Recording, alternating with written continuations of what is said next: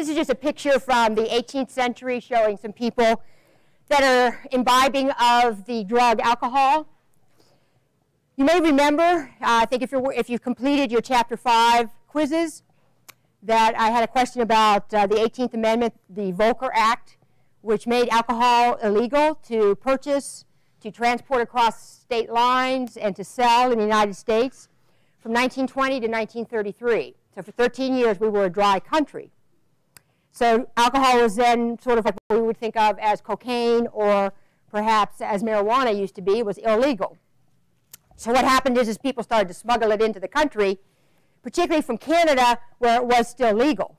So that's where the drug organization under Al Capone was established, where he could make money by smuggling barrels of whiskey from Canada across the border. The roots of Prohibition actually sort of started in England, where people who beer drinking was accepted. You have to remember that in the 1800s, having beer, and even in the 1700s, it was actually kind of a caloric supplement for people. People worked very hard. They didn't always get enough calories, so sometimes the calories in beer would actually help people who were working very hard. But for the women, men who would stop at bars before they, or pubs in England before they came home, there was a lot of resentment that, of course, was brewing against them wasting their paychecks on alcohol and the family going hungry. So when we had immigrants coming to the United States, some of them brought with them this idea that alcohol should be associated with the devil and that it does nothing but ruin people's lives. These are some caricatures of what would be perceived as drunks. This guy, of course, no teeth, pretty rough-looking character. This poor woman here is kind of the lowest of the low. She's looking up, probably begging people for money to have a drink. So always portrayed as something that was very negative, and that kind of led to the movement, the temperance movement in the United States. What's interesting is when it was repealed in 1933, some of the people who were so against alcohol now had to have something to do, so they turned to marijuana. So it became, in 1937 is when marijuana in our country was, in a sense, it wasn't officially made illegal, but they set it up so that it was almost impossible to buy it or have possession of it, because you had to have a special government sales tax, which nobody wanted to get because there were legal consequences of that. So it's interesting how once the temperance movement had to give up on alcohol, became legal in 1933 again, another constitutional amendment, within the next 4 years, their attention was turned to marijuana, and that's kind of how the strong prohibition against marijuana was established in our country, not necessarily based on science or anything like that. So things do, if you look at the history of things, you can get a better picture of how society viewed different drugs. This is just a picture of somebody having a great time at a party at night, and this is what he's going to look like in the morning. He is showing, this cartoon is showing the effects of a hangover. The pronounced headache, you can see here these little devils are sitting on his shoulders and they're pounding his head with a mallet. So when I talked to you on Friday about prohibition, about hangovers, one of the things that people experience is these awful strong headaches from fluid shifts to the head and neck while you're sleeping, and that dilates these capillaries supplying the brain. This is what I've already gone over with you. This is an official sort of diagram showing you the reaction called fermentation, which happens naturally in nature. Remember that for your final, you'll have to know that you start, what you need to have fermentation occur is some type of sugar source. So it could come from fruit, from berries, from vegetables, from grain. It's in some kind of a solution. You've got to add yeast to that solution. The arrow represents a reaction that is going forward. So the products of this reaction then are ethyl alcohol and carbon dioxide. Specifically, for every molecule of sugar that the yeast consume, they produce 2 molecules of ethyl alcohol and 2 molecules of carbohydrate. So some of you missed that question on Friday, what the products of fermentation are. You don't want to miss it again. That would be really kind of shooting yourself in the foot. So we're looking here at different kinds of fermentation products. We talked about wine, and I didn't mention too much wine coolers. They kind of caused a controversy about 10 years ago. A lot of people who begin to drink, particularly young girls, don't really, they have a kind of a They don't care for beer. It's kind of bitter. They see it as more of a masculine drink. But a lot of young people began drinking by drinking wine coolers, which had a strong flavor, strawberry flavor, some of them, a lot of sugar added to them. So it was almost like these kids were drinking Kool-Aid. Well, wine coolers do have a lot of alcohol in them, 6% alcohol. So it wasn't that they were not, in fact, they were stronger in alcohol content than beer. There was a little bit of a backlash against that because it was like they were being marketed to kids who would like something that was very fruity and sweet, and maybe even thinking that it's not so bad alcoholically, had stronger alcohol content than a beer did. If you're looking at the different kinds of beers, you're just talking about how they might be processed, whether they're going to be a lager, a golden ale, or a dark ale, or you can add some in malt liquor. You carry the fermentation as far as you can without affecting the flavor, and then you can actually add alcohol on top of that. Light beer, usually going to be between 3 and 4% in the United States. That's often what people say you're actually getting in all of our beer. It often ranges between 3 and 4%. They're not that accurate in figuring out what percent alcohol is there. But the idea of light beer is that you remove the extra carbohydrates that are left over from fermentation. So you're still getting calories from the alcohol itself, but you're not getting those extra calories that come from carbohydrates that are left over. So it has a thinner flavor, a thinner consistency to it. And then, of course, you start distilling things. Just take anything you fermented. I hear someone talking. Is there a question? No? Okay. If you have a question, just raise your hand. I'll be happy to answer it. Whiskey, Scotch. Scotch gets a particular flavor from being stored in charred oak barrels. And some people who like Scotch like that distinct flavor. Scotch is something that, for me, gives me a very bad headache. I never can drink Scotch. Lots of congeners in Scotch left over from how it is stored in those charcoal-coated barrels. Then there's all kinds of liqueurs that are out there where you do add a lot of extra flavor. You can have almond added to a liqueur. Usually they're about 28% alcohol. For amaretto is an almond liqueur. Kahlua has a coffee-type taste to it. So it's all designed for people to have flavor added to the alcohol. And as you may recognize in San Antonio, we have some very interesting bars here. And we've had several bartenders that have made it to the national finals in terms of mixology contests. These are where you mix different beverages and to get a distinct flavor and uniqueness in how you garnish it. So there is actually an art to being a good bartender. Looking at the United States, much higher numbers here than any of the drugs we talked about. So when you start looking at how many people actually use these drugs, whether or not it's ever in their life, maybe experimentation, going to maybe using it in the last year or past month, maybe just social recreational, to people who are drinking every day. They could be considered heavy alcohol users, and people who are abusing alcohol. So remember, the definition of abuse is you continue your use despite negative consequences. So some people could be heavy drinkers, but theoretically, if they're not damaging their liver, which is kind of problematic, but they've never had negative consequences such as it impacting their personal relationships, their job, or having interactions with law enforcement, they're not actually an addict or abusing it. So this really laid out the striking evidence that not everyone who uses psychoactive drugs will become an addict. And this is becoming more and more predominant. I keep telling you 10 to 12%. So again, if 10 to 12% of this class, which was about 400, I think it's down to about 380 now, if you all drank, then 38 of you would be diagnosed, 10%, as an alcoholic at some point.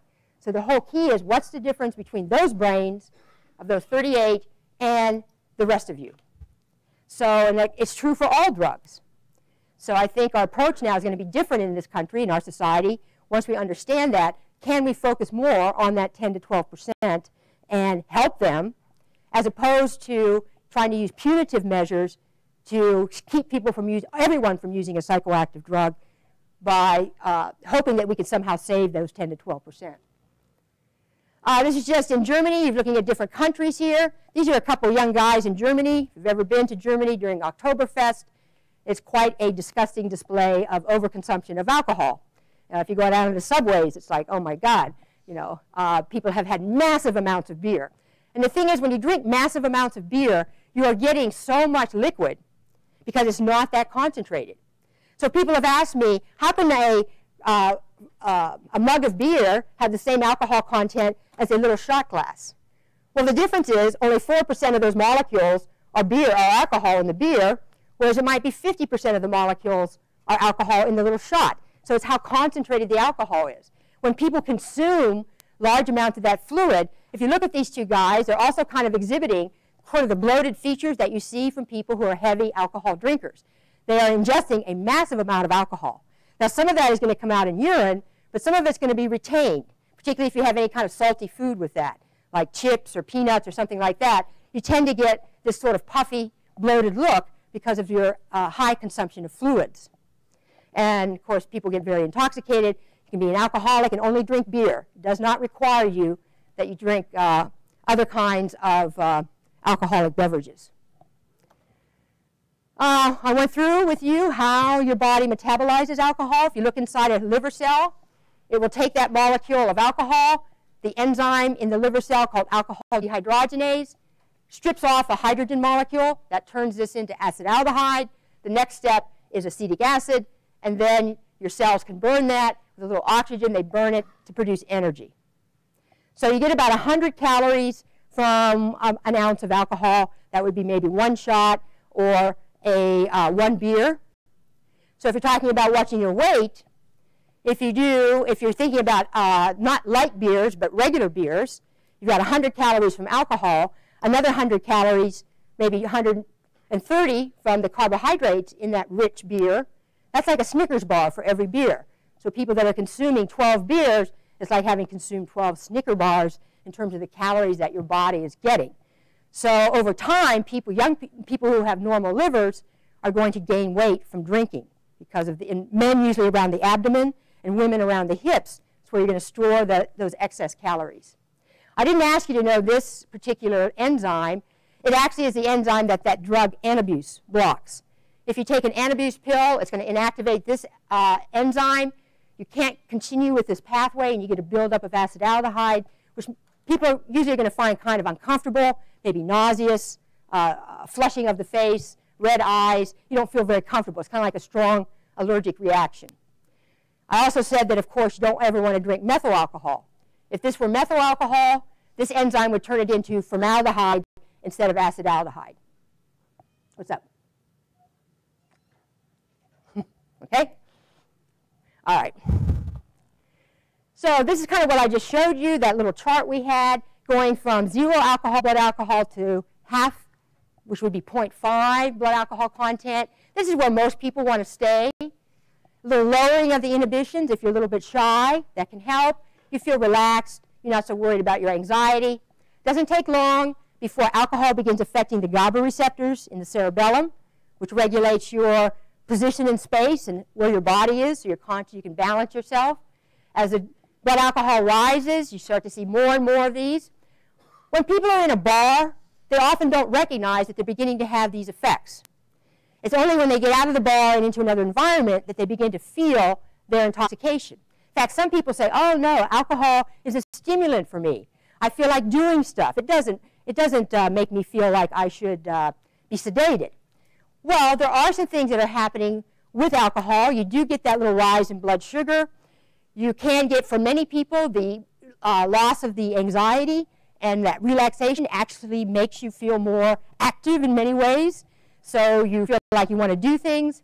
People talk about, no, I don't get less coordinated, I get better. I can shoot pool or play darts better. That would be at the very low doses, where you maybe are relaxed enough to not have your mind interfere with what the sport is you're trying to do. But it is inevitable that you will lose your coordination as the night goes on. So as people who have lost their off switch and continue to drink, they're going to start getting into these kinds of situations. More and more loss of coordination, exaggerated emotions, unsteady standing or walking. Sometimes alcoholics will always hold on to something so people won't see that they've lost their balance. Remember, there's also behavioral tolerance. You kind of learn how to act straight because you're doing a drug in high amounts when most people aren't. So you're actually trying to cover it up. Many people will then exhibit this hostile behavior. The good judgment is gone. They kind of mainly baser, childish behaviors often come out. Now you can't walk. You might be, in a sense, passing out. People can't rouse you. They can shake you and you still don't respond. Then you continue to drop into this unconsciousness. At this point, you may start to try and vomit as your body tries to save itself. That's why people shouldn't be on their back if they've passed out from alcohol. Then this continues until your blood pressure drops into the coma range. You're not getting oxygenation of the blood. You're not perfusing your organs, and you have a heart failure. So you're dying at that point. Usually if people die from alcohol poisoning or overdosing, it's either first-time drinkers, or if it's an older alcoholic, they have to really consume a lot. So Amy Winehouse was sort of in between. She did 2.5 bottles of vodka the day she died, so she was a small woman, so she probably had a blood alcohol level right up around here. So she wasn't using the hard drugs she had been using. She had been combining things like cocaine and amphetamines to kind of offset her drinking problem. But then when she went into rehab and they were testing her, she went off of they thought she was doing pretty well. They didn't detect metabolites of the cocaine or amphetamines in her system, but she just went back old-fashioned drinking. And at that point, that's when she overdosed from alcohol. So she would probably be somebody, I would still say that she would be at the beginning ends, although she could drink a lot. 2.5 bottles of vodka at her body size was enough to kill her. All right, so we're looking at how people can have, if they stay at those low-end doses, they're okay. People get some of these things here where you get dilation of your skin, you get a nice blush. I would say that if you have someone who is experiencing hypothermia, meaning low body temperature, don't give them alcohol. It makes them feel a little bit warmer because it causes the skin blood vessels to dilate, but they're actually losing more heat. So people on a cold day who drink alcohol to stay warm, they're actually accelerating their heat loss. So we're talking about that heavy long-term use. Again, most of you are not going to, if you are going to continue on in your life and be at some point diagnosed as an alcoholic, these things don't start showing up, usually the long-term health effects, until the second or third decade. So it's really when people get into their 50s that you really start noticing that there has been some kind of an effect. They look older. Their skin can look older. They've got spider veins from having those blood vessels dilated a lot. Some fair-skinned individuals, men, get a big red nose from the dilation of those blood vessels. The English and the Irish, particularly fair-skinned, can often get that. A person may also start having more and more erratic behavior because there actually have been some brain damage. They've lost a few neurons. They're blacking out a lot when they drink, which means that they're doing stuff, but they won't have any recall the next day. They may start to have problems with nerve fibers, usually in the periphery. They get a little bit spastic, real jumpy in their reflexes. Their liver starts to be damaged. Their heart becomes inflamed. Mental confusion, delirium, loss of sexual behavior, impotence. We're going to talk about damage if a pregnant woman drinks during her pregnancy. It's called fetal alcohol syndrome. And at this point, CNS depression, just meaning that people, they're really kind of exhibiting reduced cognitive function, and they usually will maybe have an early death. If it's, a lot of times it might be the liver, sometimes they have a heart attack. So there's a lot of toxic effects here from long-term use. Because it's legal in our country, you will see a lot more people exhibiting this. There's also genetics playing a role. Some people seem to be able to drink a lot more before they damage their liver. Other people are dead in their late 40s by cirrhosis or dead liver. So it really depends on other things that we probably don't really understand right now. So this is a liver that from an autopsy, this is not a normal looking liver. Your liver has multiple lobes, so it should appear kind of flaccid and soft. There's a few nicks here from the autopsy, but this liver looks like it's going to burst. This liver is showing the classic fatty liver syndrome. This is reversible. This just means that the liver is inflamed. If this person goes to the doctor, they're going to feel that their abdomen's tender. Your liver, of course, is right below your sternum here. The doctor will palpate your abdomen. His first question is going to be, how much do you drink? And at that, because he is noticing that it is your liver that's inflamed, what is happening here is irritated. It's constantly metabolizing alcohol. It has to store the calories from other foods until it gets the alcohol out of the way. And sometimes that fat is deposited right on the liver. Now, normally your liver is not a site where you would store fat. You store glycogen there, a form of glucose storage, but it wouldn't be fatty like this. So if the person stops, your liver will recover. If they don't stop, then they have a dead liver. This is an autopsy of a cirrhotic liver. All those little nodules that you see, those bumpy things, those are little pockets of scar tissue left when liver cells die. So they've just been, they've been going through, they've been burning alcohol. The liver became an alcohol burning engine in a sense, and it accelerated the death. This would be hard if you touch it, and because it's hard and knotty, the big vein that goes through the liver, the portal vein, gets constricted. So you tend to have fluid backing up trying to get through the liver. That fluid spills out of these distended blood vessels, and you get what's called ascites, or bloating of the abdomen. So it's a drum that's full of fluid because it can't really get through the liver. So people go in to have that drained periodically. So I had a friend who had nowhere else to go. I took care of him when he died of cirrhosis at my house through hospice. And I took him about 3 times to have his abdomen drained because it would get just tight like a drum. So he had just, he was probably, I think he had just turned 56, kind of estranged from his family. He'd been a sports photographer, a real charming guy, but a horrible alcoholic. And he was dying, so we kind of took him in, and it's pretty amazing how that fluid collects. And he had the classic look of skinny arms, skinny legs, and bloated belly, because when you're drinking like that, you're not getting any protein in your diet, so you start to lose the protein in your arms and legs. So it's not a particularly good way to go. You get very yellow from this buildup of metabolite from the liver. So cirrhosis, the more people who drink and the higher amounts they drink, will increase the number of people dying from cirrhosis. So if you look at 1911, out of 100,000, 17. During Prohibition, it did drop. So it's not that, during Prohibition, it's not that some people didn't stop drinking. The overall consumption of alcohol went down. The problem is if the goal was to have no one drinking, that's not going to work. And that's one of the problems when a drug is prohibited. If your goal is to have no one do it, that's impossible if you want to have any kind of a free society. If you want to have a society like East Germany, where the Stasi follow you everywhere and have microphones in your bedroom, yes, you probably could control drug use to have no one doing it, but no one at this modern age wants to live in that kind of society. So it popped back up. We had a pretty strong high. The 70s, 60s, and 70s were bad drug times for our country. We actually had more people there. With some education, cirrhosis has gone down some, but that 9% of 100,000, that's a lot of deaths. So it is out there. You will see it.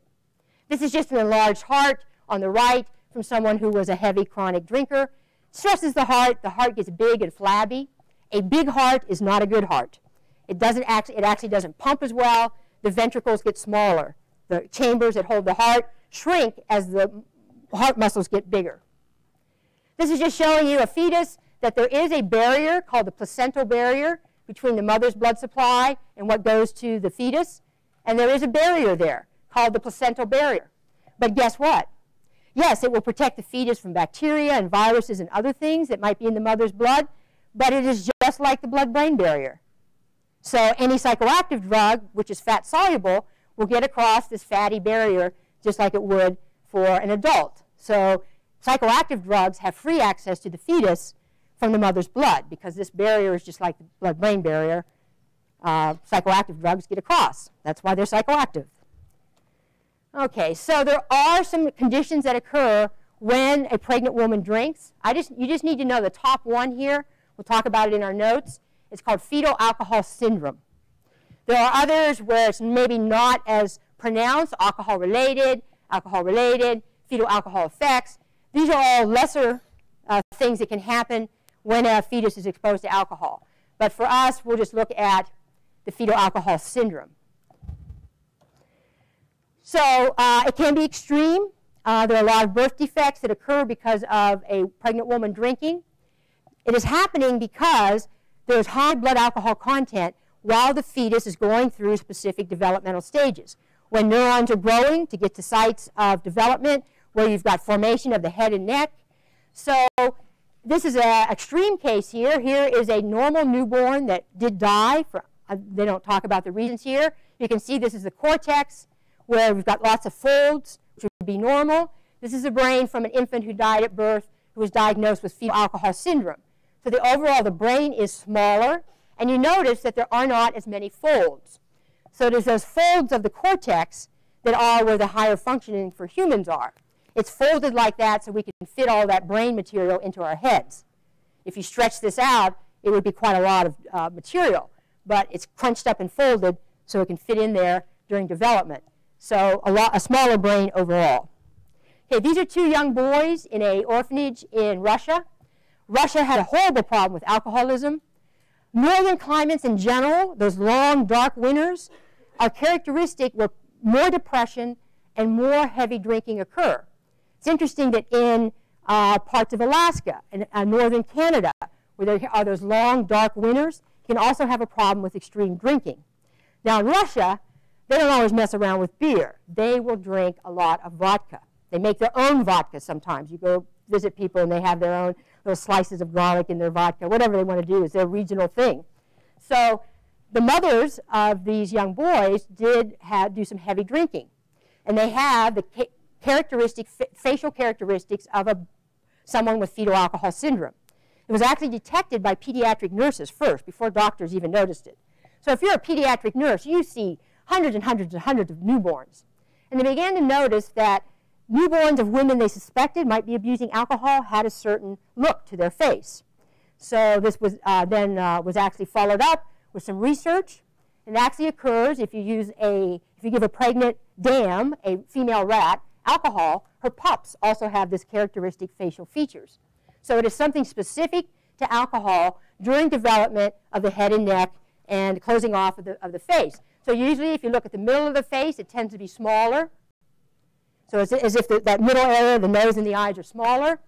The eyes can be smaller and wide set, and sometimes there's extra folds of tissue at the inner eye and over the eye. The nose tends to be short with a big gap between the upper lip and the nose, and there's no furrow in the upper lip. So these are things that if you see infants all the time, you just start recognizing it. Now along with this, there can be intellectual development problems. So sometimes with extra help, these kids can catch up, but sometimes their ultimate cognitive potential is going to be less because alcohol was present during critical periods. This is a young man in the United States with his foster parents. He was also born with fetal alcohol syndrome. And so now his foster parents are taking care of him. He has some impaired intellectual development because of that exposure. Now you may notice that I haven't said this about other drugs. I haven't talked about people, you may not notice that you don't hear about crack babies anymore. If you were in this class in the 80s, late 80s, you would have heard crack baby, crack baby, crack baby, crack baby. It's interesting that you don't anymore. It was kind of a term that was sensationalized. It is true that mothers who use cocaine during pregnancy can have problems with, of course, they have high blood pressure. They can have problems of stroke, things like that.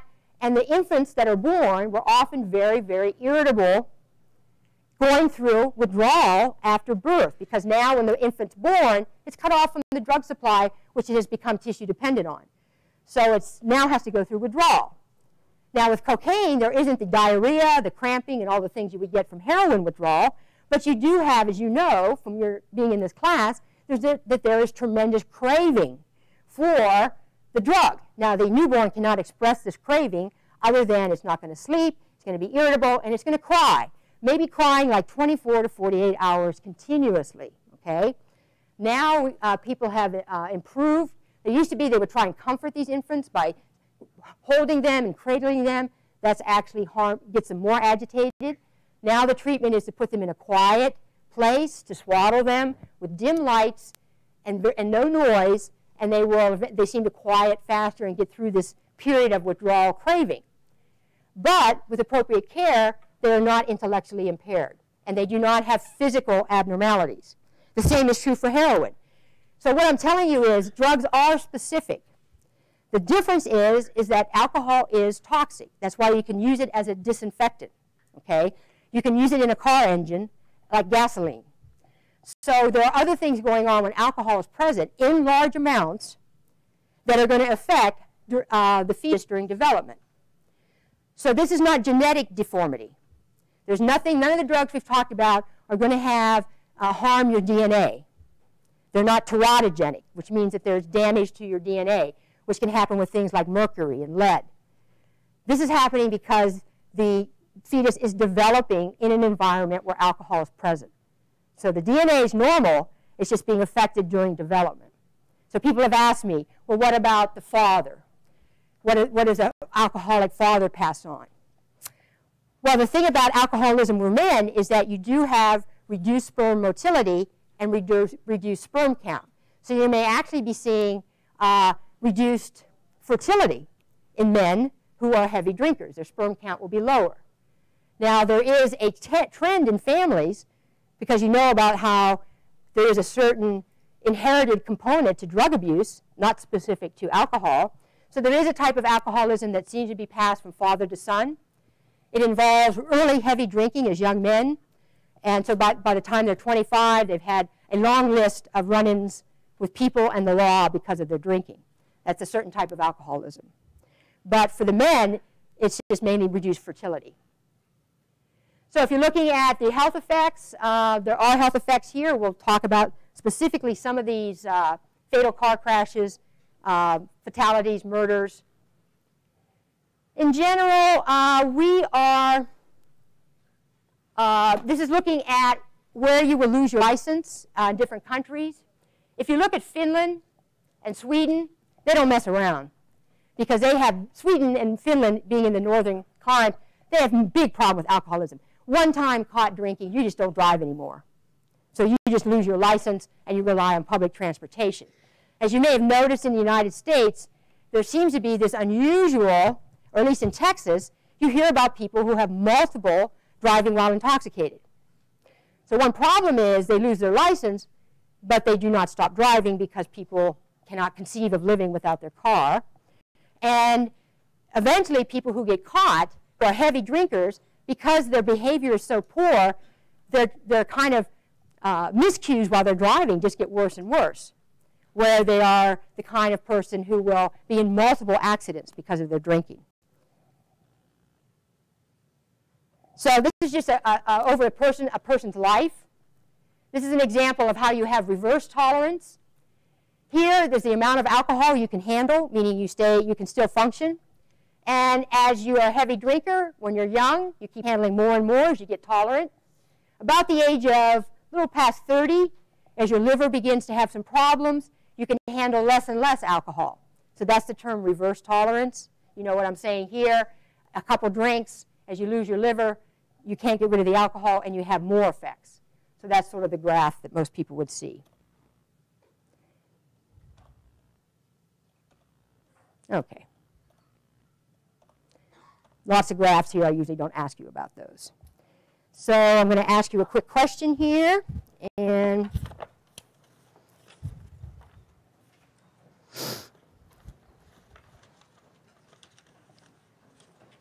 I have to write it out here. I forgot to.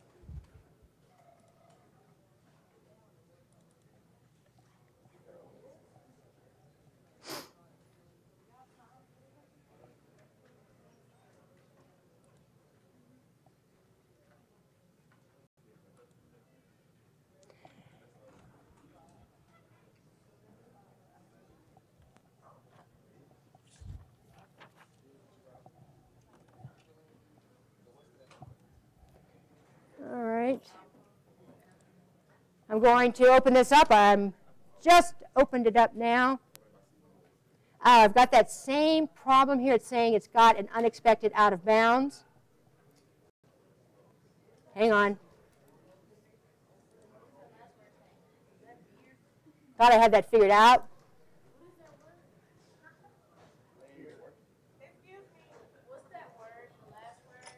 It's not open right now, but it is going to be 4%, 10%. Oh, it's beer. 4%, 10%, 20%, 40%. I had to shut it down because it had an error here. Let me go ahead and close it again. I still haven't gotten back from the company as to why that particular error is occurring. No, I had to shut it back down. Hang on. It's got to close it.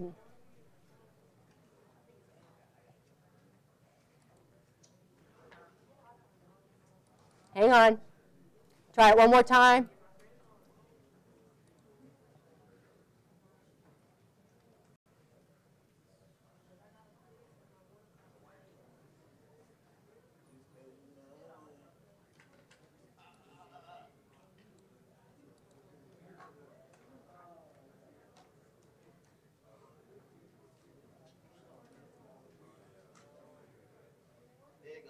Okay. It's still saying I have an error here. Okay. I'm just seeing 2 votes so far, so I don't think that. If you guys say it's working, I still registered just 2 votes. Well, I'm sure there's more people voting than 2 people, so I've got to stop it there.